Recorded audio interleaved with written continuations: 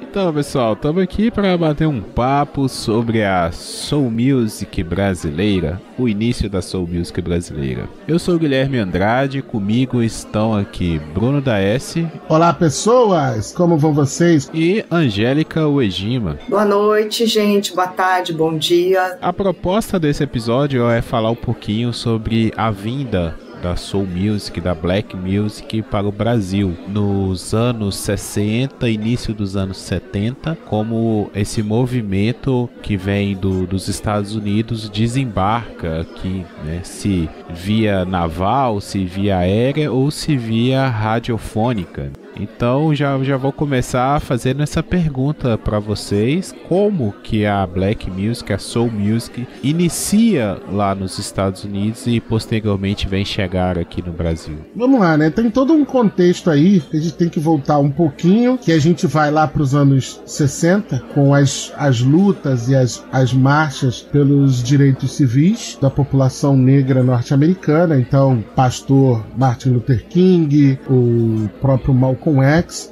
Então isso entra num contexto histórico. E aí, essa Soul Music, ela se forma, começa a ganhar muito corpo com a gravadora Motown, né? Que dali você tem diversos artistas que literalmente moldaram o que é Black Music para todo o mundo. Dali saiu só o Stevie Wonder, só o Ray Charles. Então só saiu isso dali, sabe? Uns caras que não cantavam nada, uns caras que não faziam um showzinho mequetrefe. E esse estilo de música contamina, porque é um momento de fortalecimento das identidades negras norte-americanas e uma música propriamente feita por negros e feita para negros. Nesse contexto, um dos pontos que a gente pode pegar é a chegada de um certo Sebastião Rodrigues Maia na terra do Tio Sam, e ele é contaminado por isso lá por volta, né, do final dos anos 50, início dos anos 60, mas muito dessas músicas da Motown, da Stax, né, que é outra gravadora que também tinha na época, já chega aqui nos anos 60, os Temptations, Pretenders, Supremes já faziam um pouquinho de sucesso aqui no Brasil também. Eles só vão chegar um pouquinho mais tarde, mas o Tim Maia vai ser contaminado por isso e vai trazer aqui pra gente.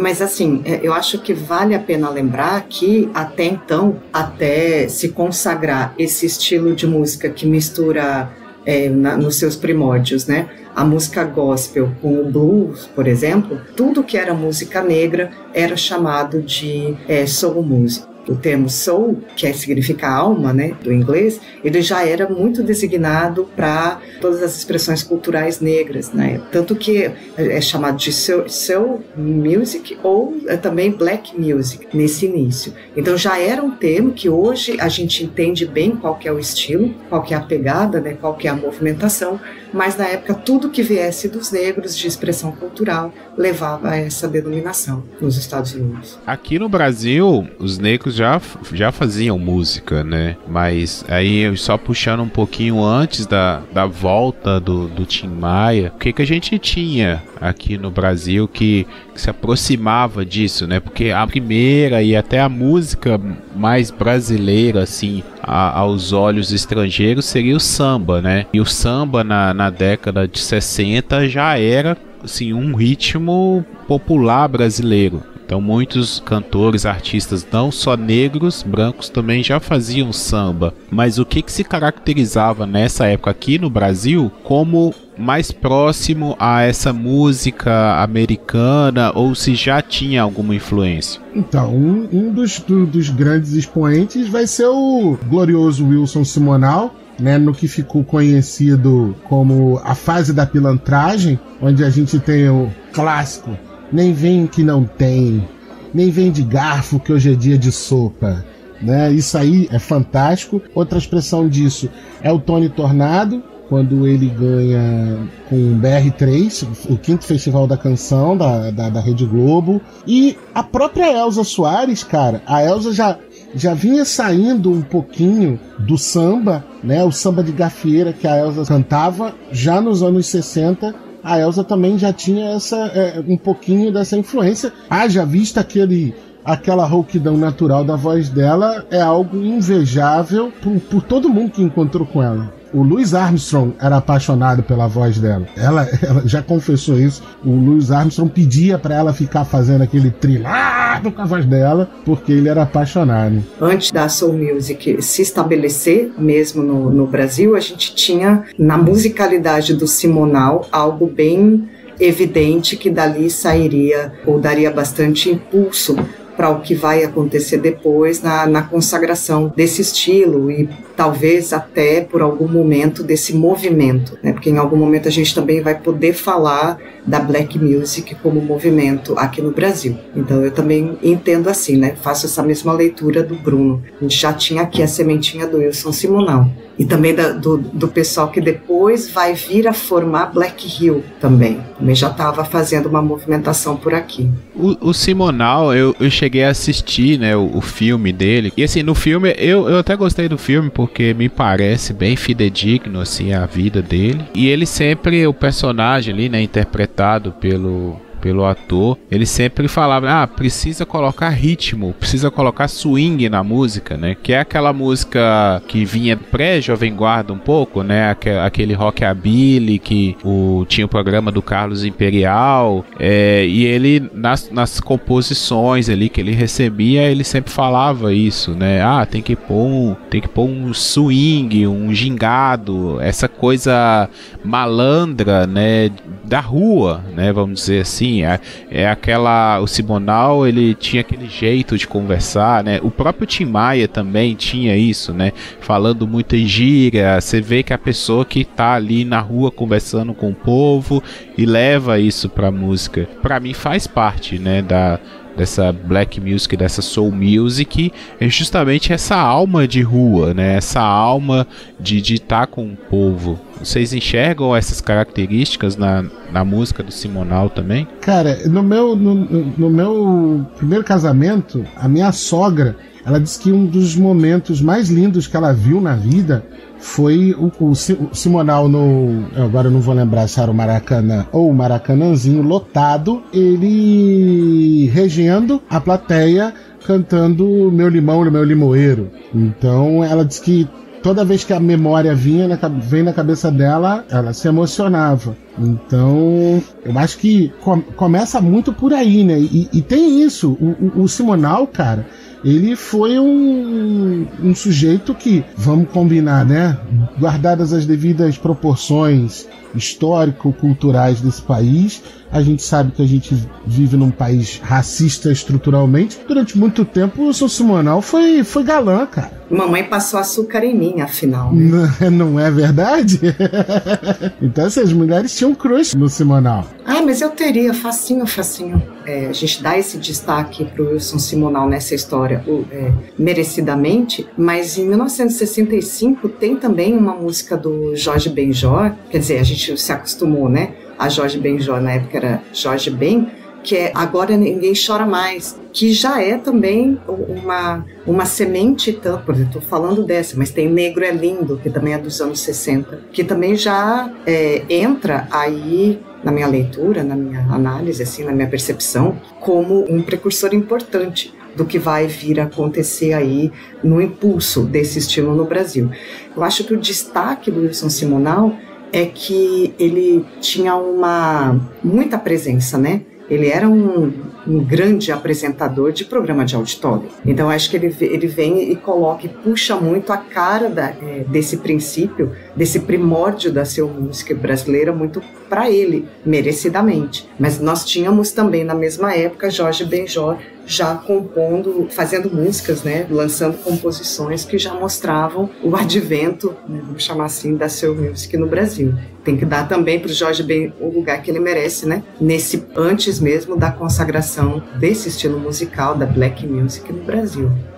Também tem um contexto que a gente tem que falar. A Soul Music, ela é, vamos dizer assim, pouco divulgada, ela só vai crescer nos anos 70, porque aí ela vai ganhar umas características brasileiras nos anos 70, mas tem que lembrar que nesses anos 60, final dos 50 e durante a década de 60, a gente tem algumas coisas bem importantes, né? em 1958, é o álbum Chega de Saudade.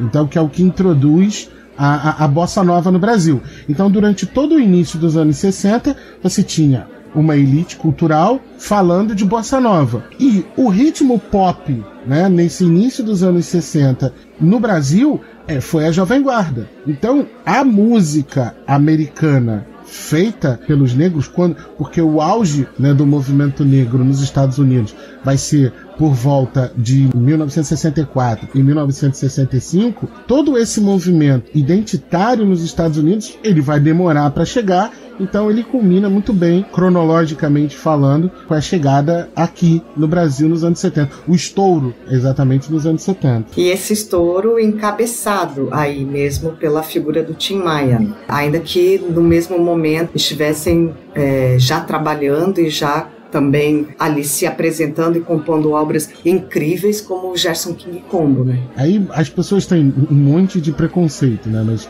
o que ajudou a espraiar eram os gloriosos bailes, né? O baile com equipe de som. O baile da periferia. Exatamente. Ele começa no Canecão, aqui no Rio de Janeiro, que era uma cervejaria e depois virou uma casa de show, e depois vai virar para o subúrbio carioca. Ouvinte, né, nacional que estivermos escutando. O Rio de Janeiro é uma cidade muito pequena, mas pro carioca você fala assim, tal coisa fica a 20 km de distância. O cara fica torcendo meio nariz para chegar lá, sabe?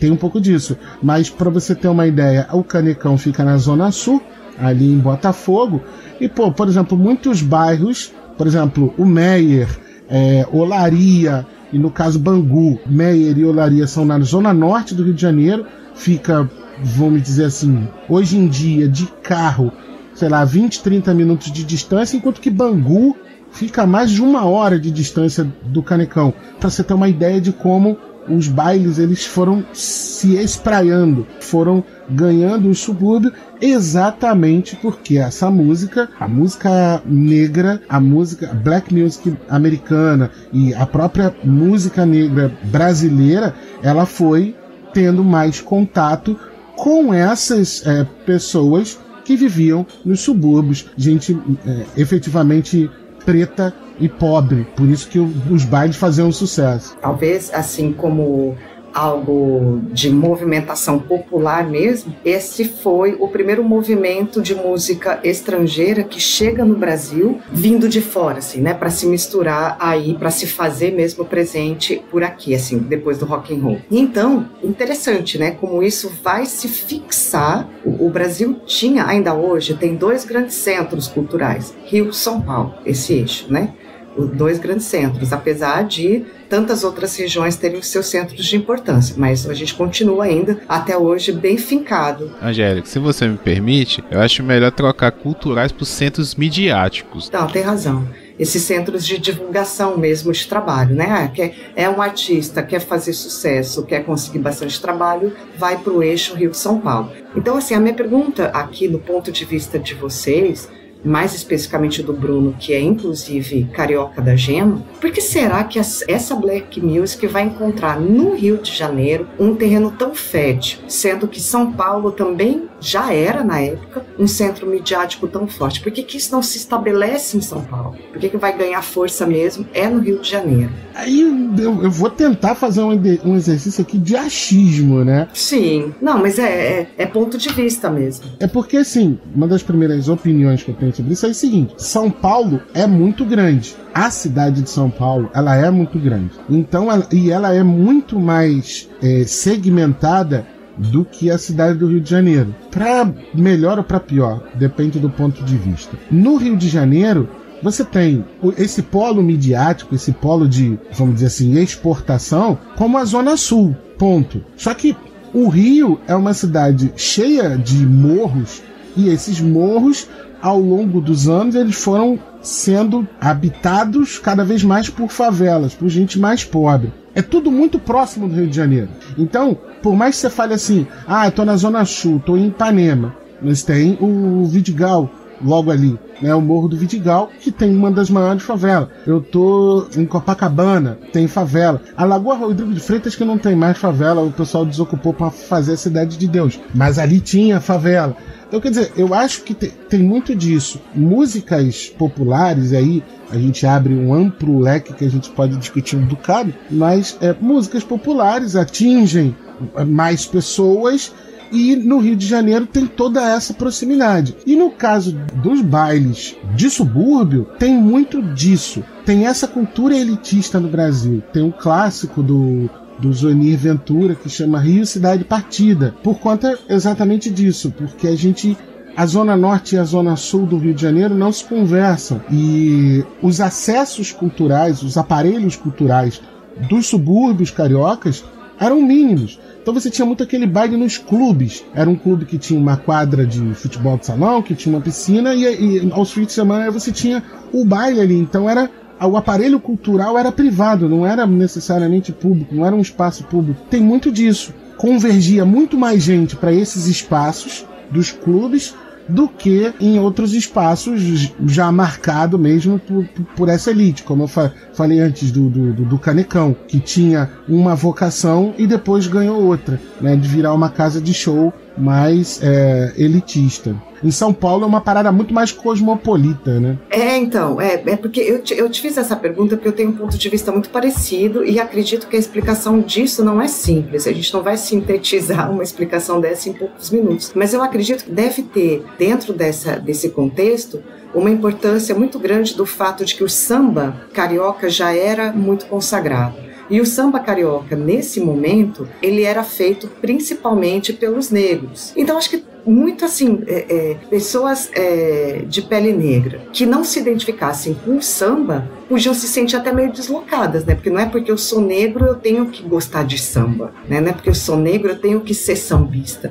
Então talvez estivesse ali uma bombinha relógio para explodir assim, tipo, opa, porque eu sou negro o que eu tenho que fazer é samba, porque eu sou negro o que eu tenho que gostar é samba. Então vem uma linguagem negra também, pressionada, né? Porque a black music nos Estados Unidos era uma panela de pressão mesmo, né? Era uma bomba ali sonora e de vozes e de lamentos e de expressões que estavam sufocadas. E aí, então, uma grande identidade também relacionada a uma fuga de estereótipo também, não só. Mas eu às vezes penso que isso possa acontecer bastante, possa ter interferido bastante, porque o negro carioca poderia estar estereotipado. Ah, samba. Aí, porque eu sou negro, porque eu sou carioca, eu tenho que ser samba. Eu acredito que nós estamos muito falando de uma primeira onda, né? Que chega no Rio de Janeiro, até porque esses nomes estavam no Rio de Janeiro, né? Simonal, o próprio Tim Maia, que é da Tijuca.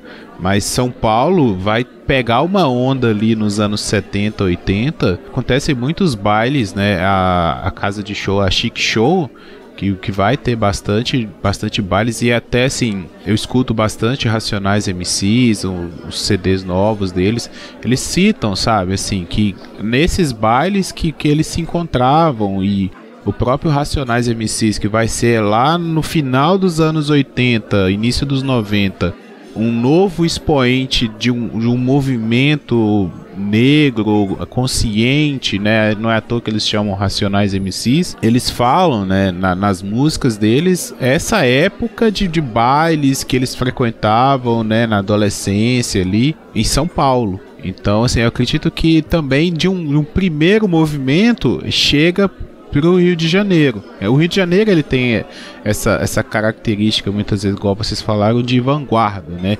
O próprio funk, né? O funk carioca, né? O funk, não o funk soul, mas o funk, nosso funk, criado aqui a partir do Miami Bass, lá de Miami, ele vem para o Rio de Janeiro e depois se entranha no Brasil. Talvez justamente por essa característica de centro midiático que vai atrair todos os artistas E aí, quando você tem a maioria ali das mentes artísticas num lugar, vai se desenvolver mais fácil, né?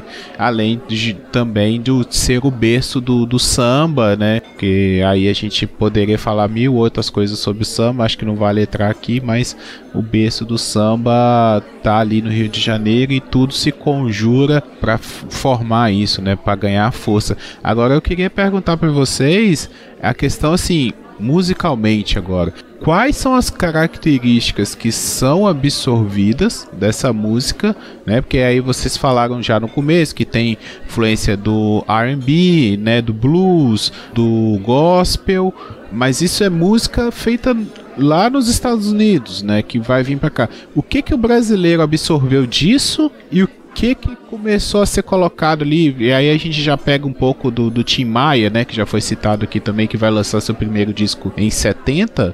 O que já é absorvido de lá e um pouco que é colocado aqui? Como que é feita essa mistura? Cara, tem um negócio que é fantástico. Para você ouvinte que tá ouvindo a gente pela primeira vez, vai lá no nosso site, que nós fizemos um episódio também como esse musical sobre o Jorge Benjor. E a gente fala lá, né, sobre o Jorge Benjor, que o Jorge Benjor, quando surge, ele tem uma batida de violão que poucos sabiam acompanhar o jeito que o Jorge Benjor tocava. O mesmo se pode dizer do Tim Maia. O Tim Maia tinha um jeito de tocar violão diferente. E, aliado a isso tudo, o Tim Maia, ele era muito autodidata. Tem uma passagem, né, que eu não sei se é real, né, mas tá lá no filme dele, quando ele vai ver lá, assistir o pessoal da Bossa Nova tocando na Zona Sul, né, a convite do Carlos Imperial, e aí tem uma passagem no filme que ele fala assim, pô, o malandro ali já tocou mais acordes em uma música do que eu já toquei na minha vida toda. Ele era muito autodidata, mas ele sabia tocar violão, guitarra, baixo, bateria, flauta, teclado. Então ele sabia arranjar muito bem as músicas. Então, às vezes, você, né, perdoem agora o que vocês estão prestes a ouvir, mas a gente faz um imitando, sei lá, uma corneta, um trompete, um saxofone. O cara que, né, é o músico experiente, que sabe tocar o instrumento, ele já interpreta automaticamente aquilo que o cara tá pedindo para ele fazer. Então, quer dizer, o Tim Maia, ele foi muito pródigo, por assim dizer, em criar arranjos únicos. E ele foi o pioneiro em começar a misturar todos os outros nossos ritmos nacionais nessa black music. Então você tem o Coroné Antônio Bento, que parece, né, um shot, mas parece um rock and roll, mas parece um samba. Você tem o Dia do Santo Rei, também é uma música que ela é bem mesclada, ela tem alguns andamentos bem diferenciados. Então ele soube misturar isso tudo. E, como eu disse, na nossa música, a gente sempre procura incorporar. Não adianta, o samba vai estar lá. Tem diversas bandas de rock hoje em dia que se aproveitam dos andamentos do samba para colocar isso. Tem uma guitarra tocando, tem outros instrumentos, mas o baterista ele tá lá fazendo um andamento de samba. Então, todo músico brasileiro acaba incorporando isso. Alguns mais, outros menos, e outros fazem isso com bastante criatividade, né? O Tim Maia foi um caso disso, o Simonal já fazia isso, e eu acho que tem muito... é o swing. Aí não tem como explicar, tem como sentir, que é o jeito de tocar de um determinado músico, de um determinado conjunto, que esse swing, ele te leva a outras coisas. E por outro lado, a gente vê a black music brasileira, né, esse soul brasileiro, influenciar outros estilos como a bossa nova. E aí nessa troca vai entrar também outros elementos também mais puxando aí, né, com os instrumentos de corda e tal. O soul brasileiro, ele vai misturar esse elemento da alma brasileira, né, que é a salada mesmo, a mistura e a capacidade de traquejo, né. Aí ele vai formar o verdadeiro traquejo aí dessas misturas sonoras no Brasil. Mas eu enfatizo mesmo o samba, para mim é o que se destaca nessa característica do soul brasileiro. Assim, a gente fala de música e acredito que quem está ouvindo vai querer procurar as músicas para ouvir, né? A gente já falou bastante de história. Eu quero saber de vocês agora as referências musicais mesmo. Quais aquelas músicas que vocês acreditam assim, que mais marcam essa época, né? Esse início aí dos anos 70 que a gente deve buscar e ouvir. O primeiro de tudo, escuta o Wilson Simonal. Hoje em dia, com um streaming de música, né? Spotify, Deezer ou mesmo no YouTube, fica muito fácil de você achar as coisas. Então, até por isso que você acaba descobrindo caras que, na época em que estavam na ativa, não fizeram tanto sucesso. Até como a Angélica falou aí, o Di Mello, que tem pra mim uma música fantástica, que ele canta assim: a vida em seus métodos descalma, vá com calma, você vai chegar. E isso, cara, é um mantra, sabe? Se você escutar isso, e é uma música cheia de swing, com naipe de metais e tal. Então, nessas plataformas, primeiro de tudo, você tem que escutar um bocado do Wilson Simonal, porque ele pavimentou um bom caminho. Depois, você escuta o primeiro disco do Tim Maia, que é de 1970. Ali tem músicas clássicas que ele cantou literalmente até o último dia da vida. E aí, a partir daí, particularmente no Brasil, você tem que escutar muito Gerson King Combo. Nossa, eu ia dizer isso. Gerson King Combo, eu ainda dou um destaque assim para algo que para mim é muito forte, que é Mandamentos Black. A música Mandamentos Black. Sim. Entendeu? Para mim uma alma, assim, uma alma disso tudo que a gente está falando nesse momento, que inclusive tinha essa movimentação que vai crescer no Brasil nos anos 70, que é o movimento Black Hill.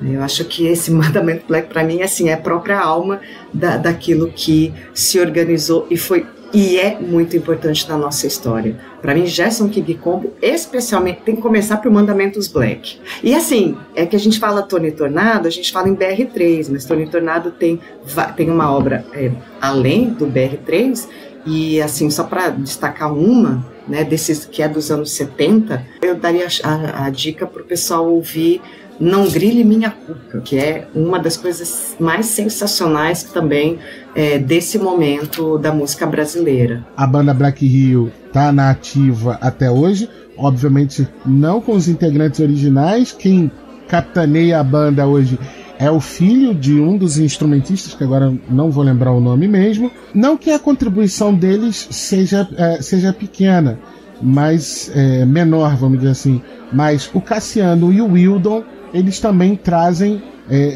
uma black music também muito romântica, né? Não à toa o Cassiano é do Cassiano na rua, na chuva, na fazenda, não é isso? Não, esse é Wildon. E do Wildon também tem uma música que ficou muito famosa na performance do J Black, né? Que é As Dores do Mundo, né? Que também foi um grande sucesso. Então, assim, eu acho que a gente tem aí uma boa introdução, se você quiser aprender mais sobre a música negra brasileira, black music, soul music brasileira, da sua primeira fase, porque quando vai chegar nos anos 80 a gente vai ter uma outra rapaziada, e depois nos anos 90 o movimento ganha um outro ritmo, porque aí já vai entrar a rapaziada do hip hop junto, né? A cultura hip hop vai se fundir muito aqui no Brasil com a música soul music. Então, assim,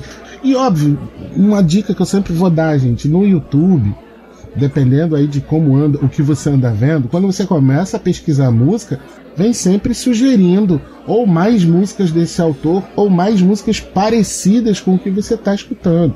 Então, dá para dar uma pesquisada. Hoje é muito mais fácil, né? Você não tem que viajar ou chegar numa loja de disco, nem nada disso. Eu quero colocar no meio desse clube do Bolinha uma voz feminina desse primeiro momento, que é a Lady Zu. Dessa fase dos anos 70, para dar o destaque para uma música, você fala, vai lá escutar, não quer escutar o disco todo? Escuta pelo menos uma música chamada Hora de União, que é um samba soul.